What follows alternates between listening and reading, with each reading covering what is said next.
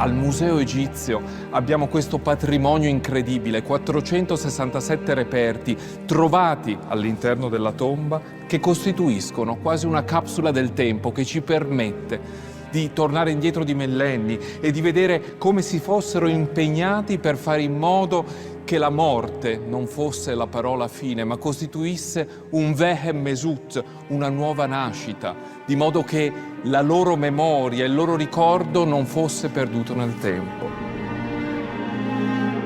Ha fu un uomo fiero del proprio mestiere. I sovrani lo premiarono con doni preziosi, ma certo non pensava di ottenere fama universale.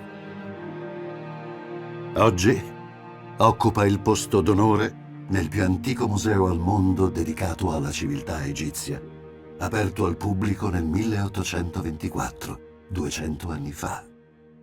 Il Museo Egizio di Torino. Jean-François Champollion, lo studioso francese che per primo decifrò la scrittura geroglifica, scrisse che la via per Menfi e Tebe passa per Torino.